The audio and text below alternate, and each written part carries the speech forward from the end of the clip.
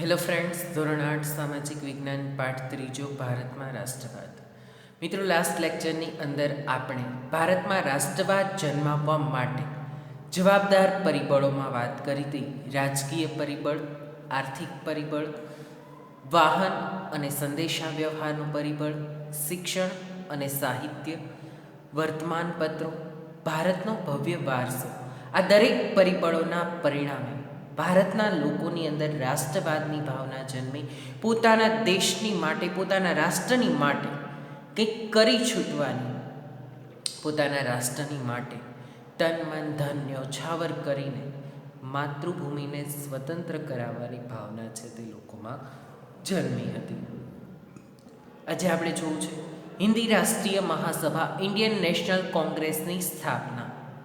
હિન્દી રાષ્ટ્રીય મહાસભાની સ્થાપનામાં ઉપરના પરિબળો એટલે કે રાજકીય પરિબળ, ધાર્મિક પરિબળ, વાહન વ્યવહાર, સંદેશા વ્યવહાર, સામાજિક પરિબળ, શિક્ષણ અને સાહિત્ય, વર્તમાનપત્ર, ભારતનો ભવ્ય વારસો, આ દરેક પરિબળો છે તથા કેટલીક પ્રાદેશિક સંસ્થાઓનો પણ ફાળો હતો.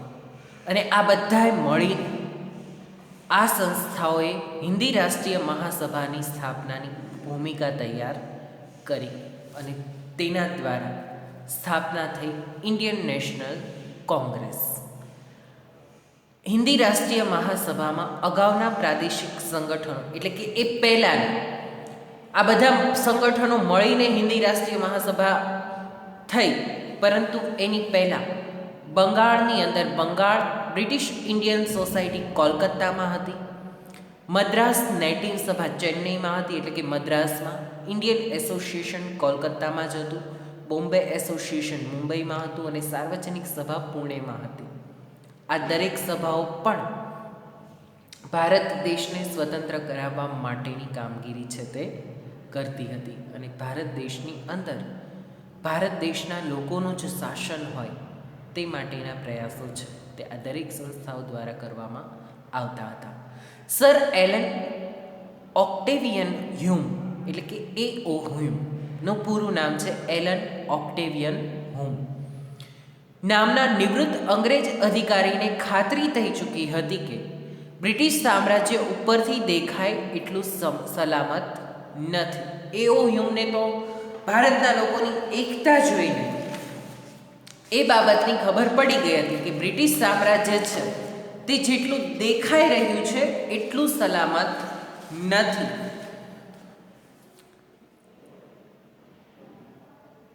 તેઓ માનતા હતા કે જનતામાં ફેલાયેલા અસંતોષને ઘટાડવામાં નહીં આવે તો 1857ના સંગ્રામ જેવી ઘટના ફરીથી પણ બને, કે લોકોની અંદર પૂર્ણતઃ અસંતોષ છે.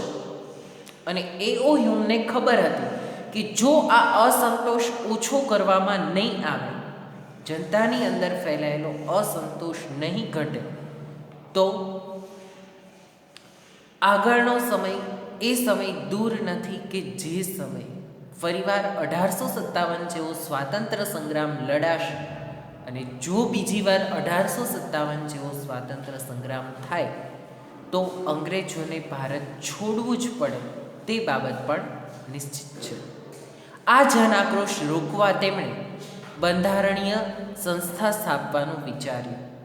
તત્કાલીન વાઇસરોય ડફરીનને સમજાવ્યા કે નિવૃત્ત અધિકારીના વિચારનો વાઇસરોયને પણ ટેકો મળ્યો, કે ત્યારના વાઇસરોય ડફરીન છે તેમણે સમજાવ્યા A.O. હ્યુમે કે ભારતના લોકોની અંદર જે અસંતોષ છે તે અસંતોષને કોઈ પણ સંજોગોમાં દૂર કરવો પડશે.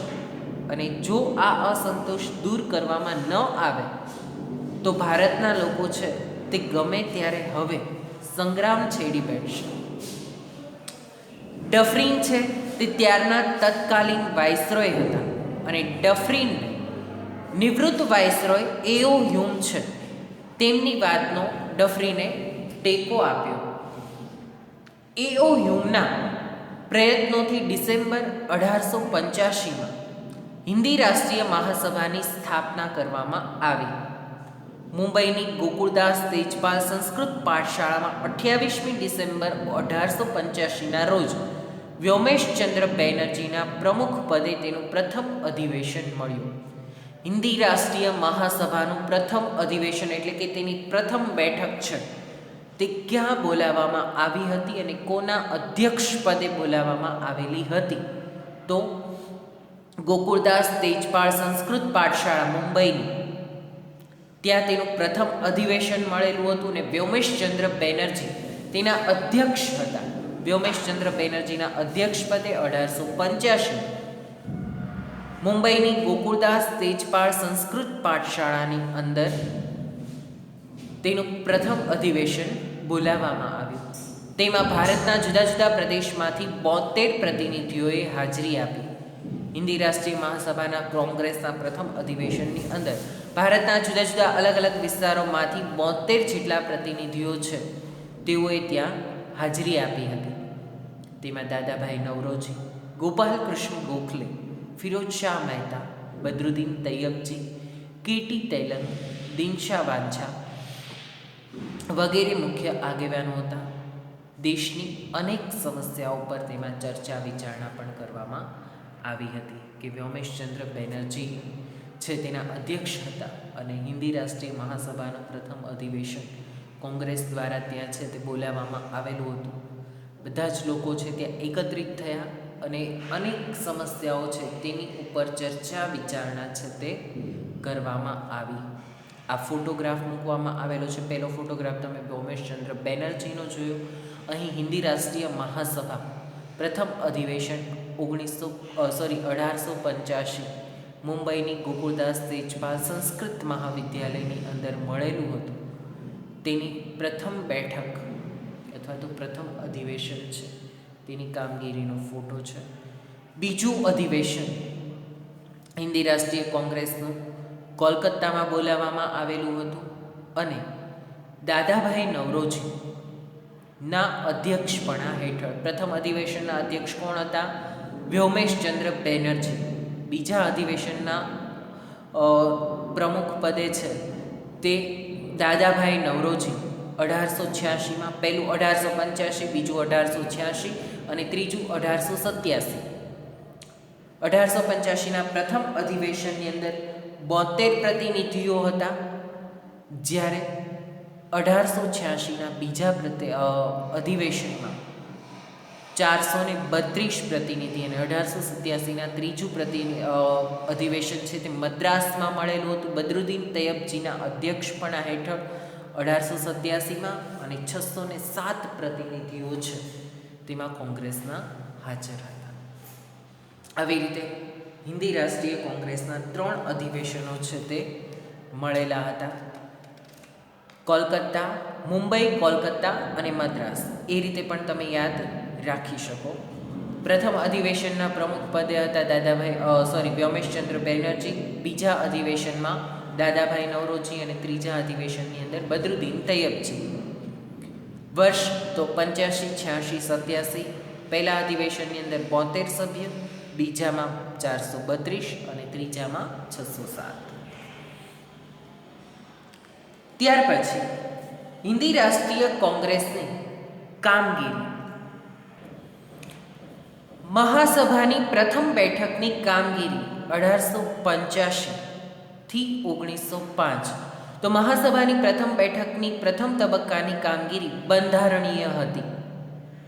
મહાસભાએ સરકાર સમક્ષ રાજકીય હકો, આર્થિક અને સામાજિક વિકાસ અને શૈક્ષણિક પ્રગતિ માટે કરેલી માંગણીઓ અંગ્રેજ સરકારે અવગણી હતી. આ માંગણીઓને ભવિષ્યની લડત માટે મજબૂત પાયો નાખ્યો હતો. સરકારી નોકરીઓમાં હિન્દીઓને વધારે પ્રમાણમાં લેવા, લશ્કરી અને મુલકી ખાતાઓમાં થતો ખર્ચ ઘટાડવો અને ખેડૂતોને દેવામાં રાહત આપવી, ગૃહ ઉદ્યોગોને સજીવન કરવા વગેરે માંગણી કરવામાં આવી હતી. પ્રથમ તબક્કાની જે બેઠક હતી તે બેઠકની અંદર અંગ્રેજોની સમક્ષ મહાસભાએ, હિન્દી રાષ્ટ્રીય મહાસભા છે તેણે શું શું માંગણી કરી હતી? તો કે પહેલાં તો અમને છે તે બંધારણીય હકો છે તે કેટલાક આપવામાં આવે, જેમાં રાજકારણની અંદર પણ ભારતના રાજકારણમાં ભારતીય લોકોનું પ્રતિનિધિત્વ આવે, આર્થિક હકો છે તે આપે, સામાજિક સમાજમાં વિકાસ થવો જોઈએ, શિક્ષણ લોકો મેળવતા થાય અને શિક્ષણ ક્ષેત્રે પ્રગતિ થાય, તે માટેના પ્રયાસો સરકારે કરવાના રહેશે. માંગણીઓને અંગ્રેજ સરકારે અવગણી હતી. આ દરેક માંગણીઓની અવગણના તે અંગ્રેજ સરકાર દ્વારા કરવામાં આવી હતી, પરંતુ આ માંગણીઓએ ભવિષ્યની લડત માટે મજબૂત પાયો નાખ્યો કે ભવિષ્યમાં તે આ મુદ્દાઓને લઈને ભારતના લોકો લડત આપી શકે. તે માટે આ માંગણીઓએ ખૂબ જ મહત્વનો પાયો નાખ્યો હતો. સરકારી નોકરીઓમાં હિન્દીઓને વધારે પ્રમાણમાં લેવા, ગવર્મેન્ટ જોબ તેની અંદર હિન્દીઓને એટલે કે ભારતના લોકો તેને વધારે પ્રમાણમાં તેનું પ્રતિનિધિત્વ તે હોવું જોઈએ. લશ્કરી અને મુલકી ખાતાઓમાં થતો ખર્ચ ઘટાડવો. લશ્કર પાછળ અંગ્રેજ સરકાર દ્વારા જે ખર્ચ કરવામાં આવે છે તે ખર્ચ તે ઘટાડીને વિકાસના કાર્યમાં ખર્ચ તે કરવામાં આવે અને ખેડૂતોને દેવામાં રાહત આપી. કારણ કે કરવેરાઓ તે અંગ્રેજો દ્વારા ખૂબ જ વધારી દેવામાં આવ્યા હતા અને આ વધારે પડતા કરવેરાના કારણે ખેડૂત દેવાદાર બન્યો હતો. તો ખેડૂતોનું આ કરવેરો તે માફ કરવામાં આવે અથવા તો ઓછો કરવામાં આવે. ગૃહ ઉદ્યોગોને સજીવન કરવા, ગૃહ ઉદ્યોગો તે ફરી પાછા ચાલુ થાય, જેથી કરીને સામાન્ય મધ્યમ વર્ગના લોકો તે લોકોને રોજગારી પ્રાપ્ત થાય અને આવક વધે.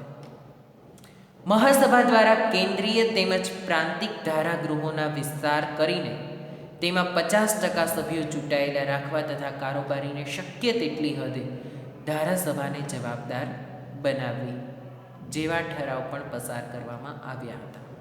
મહાસભાની રજૂઆતને લીધે સરકારે અખબારો પરના નિયંત્રણો દૂર કરી વ્યક્તિ સ્વાતંત્ર્ય તથા વાણી સ્વાતંત્ર્ય આપતા કાયદાઓ પસાર કર્યા હતા. કે મહાસભા તેની અંદર ધારાસભાએ જવાબદારી ઠરાવો પસાર કરવામાં આવ્યા. મહાસભાની રજૂઆતના લીધે સરકારે અખબાર પરના નિયંત્રણો દૂર કર્યા કે ન્યૂઝપેપરની અંદર હકીકતો છાપવા માટે જે કોઈ નિયમો હતા તે નિયમો ઘટાડવામાં આવ્યા. અને વ્યક્તિ સ્વાતંત્ર્ય અને વાણી સ્વાતંત્ર્ય, વ્યક્તિ તે સ્વતંત્ર રીતે કામગીરી કરી શકે અને વાણીની સ્વતંત્રતા પ્રાપ્ત થાય તે માટેના કાયદાઓ પસાર કરવામાં આવ્યા હતા. મહાસભાએ શિક્ષિત વર્ગમાં રાષ્ટ્રીય ચેતના જગાવી તેને રાજકીય તાલીમ આપી. તેનાથી ભવિષ્યના સ્વાતંત્ર્ય સંગ્રામો માટેના નેતાઓ મળ્યા. કે હિન્દી રાષ્ટ્રીય મહાસભા હતી, તેણે રાષ્ટ્રીય ચેતના જગાડી લોકોની અંદર એકતાનું વાતાવરણ ઊભું કર્યું અને આ સભાને લીધે જ ભારતને ભવિષ્યના સ્વાતંત્ર્ય સંગ્રામીઓ મળ્યા. સ્વાતંત્ર્ય સંગ્રામ માટે યોગ્ય નેતાઓ તે મળ્યા. કોઈ પણ સામાજિક સંસ્થાની મુલાકાત લઈ તેની કાર્ય પદ્ધતિ વિશે જાણો. મિત્રો, તમારી આસપાસ સમાજ માટે કાર્ય કરતી હોય તેવી કોઈ પણ સંસ્થાની તમારે મુલાકાત લેવાની છે. તે સંસ્થા કેવા પ્રકારની કામગીરી કરે છે. ઘણી સંસ્થાઓ વૃદ્ધોને સહાય કરતી હોય છે, ઘણી સંસ્થાઓ તે અનાથ આશ્રમ ચલાવતી હોય છે, ઘણી સંસ્થાઓ ગૌશાળાઓ ચલાવતી હોય છે, ઘણી સંસ્થાઓ ગરીબો માટે કામગીરી કરતી હોય છે. તો આવી જુદી જુદી સામાજિક સંસ્થાઓમાંથી કોઈ પણ સામાજિક સંસ્થાની મુલાકાત લઈને તેની કામગીરી તેની કાર્ય પદ્ધતિ તે જાણવાની છે. ત્યારબાદ અંગ્રેજોની જે નીતિ હતી ડિવાઇડ એન્ડ રૂલ, ભાગલા પાડોને રાજ કરો. હિન્દી રાષ્ટ્રીય મહાસભા કોંગ્રેસની સ્થાપનાની શરૂઆતમાં અંગ્રેજો શાસકો તેના પ્રત્યે સહાનુભૂતિ ધરાવતા હતા, પરંતુ થોડા સમયમાં જ તેઓ વિરોધી બન્યા. કોંગ્રેસના અધિવેશનમાં શરૂઆતમાં સરકારી અધિકારીઓ હાજર રહેતા પાછળથી સરકારે તેમને કોંગ્રેસના અધિવેશનમાં હાજરી આપવા પર પ્રતિબંધ મૂક્યો. ગવર્નર જનરલ કર્ઝને રાષ્ટ્રીયતા વિરોધી કેટલાક પગલાં ભર્યા અને ભારતમાં લોકમતની અવગણના કરી અને તેણે ભાગલા પાડોને રાજ કરોની નીતિ અપનાવીને બંગાળનું 1905માં વાઇસરોય કર્ઝને વિભાજન કર્યું. તેના વિશે આપણે ચર્ચા કરશું, પરંતુ અંગ્રેજોની જે આ ભાગલા પાડોને રાજ કરોની નીતિ છે તે સમજીએ તો અંગ્રેજોએ પહેલાં તો કોંગ્રેસને સમર્થન આપ્યું. પરંતુ ધીમે ધીમે તેને એવું લાગવા લાગ્યું કે ભાઈ આ લોકો જો ભેગા થશે, એકત્રિત થઈ જશે, સંગઠન શક્તિ જો તેમાં આવી જશે, તો પછી અંગ્રેજો છે તે ભારત ઉપર લાંબા સમય સુધી પોતાનું શાસન ચલાવી શકશે નહીં. તો આ લોકોને છૂટા પાડવા માટે તેની એકતા તોડવામાં આવે તો અંગ્રેજોનું શાસન ભારત ઉપર રહી શકે. એટલે તેણે ભાગલા પાડો અને રાજ કરોની નીતિ કરી કે બધા લોકોને છૂટા પાડવા માટે સૌથી પહેલાં આ કોંગ્રેસના અધિવેશનોની અંદર સરકારી નોકરિયાતો જે હાજર રહેતા હતા, તો સરકાર કોની હતી? અંગ્રેજોની હતી. તો સરકારી નોકરિયાતોની ઉપર એવો હુકમ કરી દીધો કે તેઓએ કોંગ્રેસના અધિવેશનની અંદર હાજર રહેવાનું નહીં. એટલે આ સરકારી નોકરિયાતો છે તે કોંગ્રેસના અધિવેશનમાં હાજર રહી શકતા નહીં. એટલે 1905માં જ છે તે વાઇસરોય કર્ઝને બીજું એક પગલું ભર્યું, બંગાળના ભાગલા કર્યા. બંગાળની અંદર હિન્દુ અને મુસ્લિમોની સમાન વસ્તી હતી. હિન્દુ મુસ્લિમો બંને બંગાળ પ્રાંતમાં હળી મળીને એકબીજાની સાથે વસવાટ કરતા હતા. પરંતુ અંગ્રેજ સરકારે હિન્દુ મુસ્લિમની આ એકતા તોડવા માટે બંગાળના ભાગલા પાડ્યા. કેવા કારણોસર? તો કે બંગાળની અંદર વસ્તી ખૂબ જ વધારે છે અને આટલા મોટા પ્રાંતનો વહીવટ કરવો ખૂબ જ અઘરો પડી જાય છે. એટલે તે પ્રાંતને બે વિભાગમાં વિભાજિત કરવામાં આવે તો તે પ્રાંતનો વહીવટ કરવો છે તે સરળ બની શકે. એટલા માટે બંગાળ છે તેને હિન્દુ બહુમતી ધરાવતો અને મુસ્લિમ બહુમતી ધરાવતો તેવા વિભાગોની અંદર તેને વિભાજિત કરવામાં આવ્યો. આપણે જોઈએ તો બંગાળમાં બ્રિટિશ હિન્દનો સૌથી મોટો પ્રાંત હતો. તેમાં બિહાર અને ઓરિસ્સાના કેટલાક પ્રદેશોનો સમાવેશ થતો હતો. તેની વસ્તી 7,80,00,000થી પણ વધારે હતી. આટલા મોટા પ્રાંતનો વહીવટ કરવાનું મુશ્કેલ હોવાથી તેનું વિભાજન કરવું જરૂરી હતું. આમ છતાં તે પ્રાંતમાંથી બિહાર અને ઓરિસ્સાના પ્રદેશ અલગ કરવાને બદલે મુસ્લિમ બહુમતીવાળો પૂર્વ બંગાળને તેમાંથી અલગ કરવામાં આવ્યો. કારણ કે જો પ્રાંત મોટો હતો તેનું વિભાજન જરૂરી હતું. 7,80,00,000 જેટલી વસ્તી હોય તો એટલા બધી વસ્તીનું નિયમન કરવું એક સાથે શક્ય ન બને. તો શું કરી શકે? તો કે બિહાર ને ઓરિસ્સા વાળો ભાગ છે એ છૂટો કરી નાખવામાં આવે એટલે તેમાંથી વસ્તી આપોઆપ ઘટી જવાની છે. પરંતુ તેની જગ્યાએ અંગ્રેજોએ મુસ્લિમ બહુમતીવાળો પૂર્વ બંગાળનો ભાગ હતો તેને તેમાંથી અલગ કર્યો. બંગાળા તે સમયે સૌથી જાગૃત પ્રાંત હતો. વાઇસરોય કર્ઝન મુસ્લિમ બહુમતીને અલગ કરી હિન્દુ મુસ્લિમ વચ્ચે કોમવાદ ઊભો કરીને વધતી જતી રાજકીય જાગૃતિને નબળી પાડવા માંગતો હતો. રાષ્ટ્રીય નેતાઓ અને લોકો સરકારનો ઈરાદો સમજી ગયા અને તેઓએ આ યોજનાનો ઉગ્ર વિરોધ કર્યો. કે વાઇસરોય કર્ઝન છે તે બંગાળના પ્રાંતના આવી રીતે બે ભાગ છે તે પાડવામાં આવે તે એટલા માટે ઈચ્છતા હતા કે જેથી કરીને હિન્દુ અને મુસ્લિમની વચ્ચે કોમી એકતા જે છે જોવા મળે છે તેને દૂર કરી શકાય અને બંગાળ પ્રાંત છે તેને છૂટો પાડીને તે આવું કરવા માંગતા હતા. તેનો ઉગ્ર વિરોધ છે તે કરવામાં આવ્યો. લોકો સરકારનો આ ઈરાદો સમજી ગયા હતા. તમે મિત્રો વિચારો કે બંગાળના ભાગલાથી કઈ કઈ બાબતે નુકસાન થઈ શકે એમ હતું. તો સૌથી પહેલાં તો હિન્દુ મુસ્લિમ વચ્ચે અંદરો અંદર ઝઘડાઓ થઈ શકે તેમ હતા. બીજું, જે રાષ્ટ્રીય એકતા જોવા મળતી હતી, રાષ્ટ્રવાદની ભાવના જોવા મળતી હતી તે ઓછી થાય એમ હતી. અને 3 રાષ્ટ્રો છે તે અસ્તિત્વમાં આવવાની જગ્યાએ 2 જ રાષ્ટ્રો અસ્તિત્વમાં આવત અને તેના લીધે પણ અનેક નિયમો છે તેનો અનેક સમસ્યાઓ છે તેનું સર્જન થાય. ત્યાર પછી બંગભંગનું આંદોલન થયું. બંકિમચંદ્ર ચટ્ટોપાધ્યાય બંગાળના એકતાની તોડનારા આ ભાગલાનો વિરોધ કરવા બંગાળમાં જાહેર સભાઓ અને સરઘસો કાર્યક્રમો થયા. અસંખ્ય પત્રિકાઓ વહેંચાઈ. આ આંદોલનમાં બંકિમચંદ્ર ચટ્ટોપાધ્યાયની આનંદ મઠ, નવલકથાનું ગીત વંદે માતરમ લડાઈનો નારો બની ગયો. આખા દેશની અંદર રાષ્ટ્રીય ભાવનાનું અભૂતપૂર્વ મોજું છે તે ફરી વળ્યું. આપણું જે રાષ્ટ્રીય ગીત છે વંદે માતરમ, આનંદમઠ નવલકથામાંથી આ ગીત લેવામાં આવેલું છે અને બંકિમચંદ્ર ચટ્ટોપાધ્યાય દ્વારા આનંદમઠ નવલકથા છે તે લખવામાં આવેલી હતી ને લોકોએ આ નારો અપનાવી લીધો. વંદે માતરમ કરીને રાષ્ટ્રીય એકતા દર્શાવી અને બંગાળના ભાગલાનો મોટા પાયે વિરોધ છે તે દર્શાવવામાં આવ્યો કે બંગાળના ભાગલાઓ છે તે અમે ક્યારેય સ્વીકારવાના નથી. જે દિવસે ભાગલાનો અમલ શરૂ થયો તે દિવસ બંગાળમાં શોક દિન તરીકે ઉજવવામાં આવ્યો. આખા પ્રદેશમાં હડતાલ પાડવામાં આવી અને રવિન્દ્રનાથ ટાગોરની સૂચનાથી આ દિવસને એકતા દિન તરીકે પણ ઉજવવામાં આવ્યો. હિન્દુ મુસ્લિમોએ એકબીજાના હાથે રાખડી બાંધી અને પોતાની એકતા પ્રગટ કરી.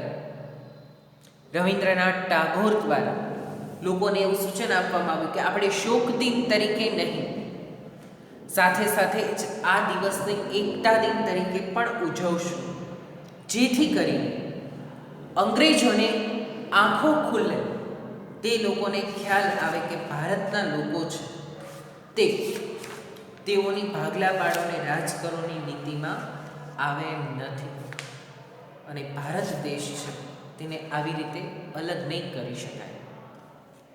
એટલે આ દિવસને બંગાળના ભાગલાનો દિવસ શોક દિન તરીકે અને એકતા દિન તરીકે ઉજવવામાં આવ્યું. ત્યારથી સ્વદેશી આંદોલન પણ શરૂ થયું. બંગભંગની લડતને ઉગ્ર અને વ્યાપક બનાવવાનું નક્કી થયું. આ ચળવળના મુખ્ય 3 લક્ષણો હતા. સ્વદેશી માલનો વેપાર કરવો, એટલે આપણા દેશની અંદર જે ચીજ વસ્તુઓ ઉત્પન્ન થાય છે તે જ ચીજ વસ્તુઓ વાપરવી. વિદેશી માલનો બહિષ્કાર કરવો. ઇંગ્લેન્ડમાંથી આવતી ચીજ વસ્તુઓ છે તેનો બહિષ્કાર કરવો, તે ચીજ વસ્તુઓનો ત્યાગ કરવો અને રાષ્ટ્રીય શિક્ષણ લેવું કે આપણા દેશની અંદર જે શિક્ષણ આપવામાં આવે છે તે શિક્ષણ રાષ્ટ્રીય શિક્ષણ છે તે પ્રાપ્ત કરવું.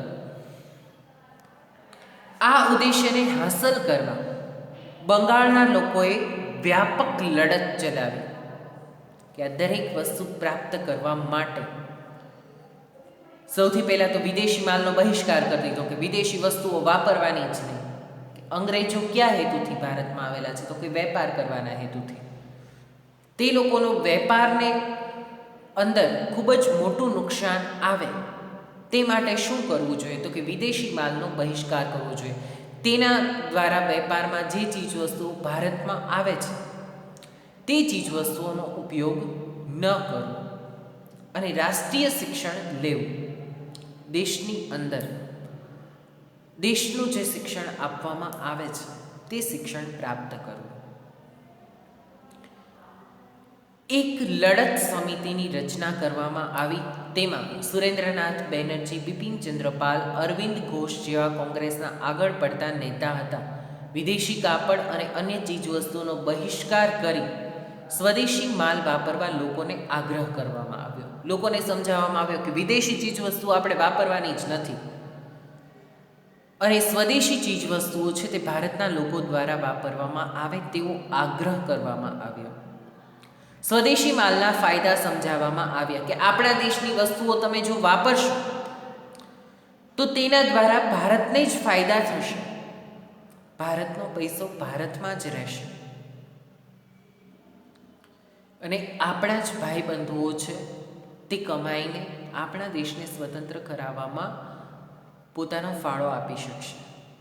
વર્તમાનપત્રો, લખાણો, વર્તમાનપત્ર એટલે ન્યૂઝપેપર, વર્તમાનપત્રોના લખાણો, સરઘસો, જાહેર સભાઓ અને લોકગીતો દ્વારા સ્વદેશી પ્રચાર કરવામાં આવ્યો કે આપણા દેશની ચીજવસ્તુઓનો જ ઉપયોગ કરવામાં આવે તેવો પ્રચાર છે તે શરૂ થયો. સ્વદેશી માલ બનાવનારા કારખાના શરૂ થયા. ઇંગ્લેન્ડથી આયાત થતા કાપડ, મીઠું, ખાંડ, બૂટ, સિગારેટ, તમાકુ વગેરેની આયાતો ઘટી અને ભારતમાં બનેલા કાપડ અને અન્ય ચીજવસ્તુઓનું વેચાણ વધ્યું. સ્વદેશી ચળવળ બંગાળા ઉપરાંત હિંદના અન્ય પ્રાંતોમાં પણ ફેલાઈ. બંગાળના તો ભાગલા પડ્યા હતા, એટલે બંગાળના લોકોએ તો આ સ્વદેશી ચળવળને સ્વીકારેલી જ હતી.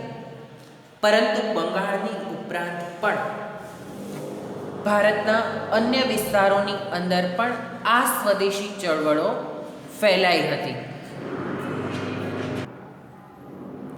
હિંદના અન્ય પ્રાંતોમાં તો આવી કોઈ સમસ્યા ન હતી ભાગલાની, પણ છતાં પણ બ્રિટિશરોનું શાસન તો સમગ્ર ભારતમાં હતું અને એટલા માટે સમગ્ર ભારતની અંદર આ લડત છે તે પૂરજોશમાં ચાલી હતી.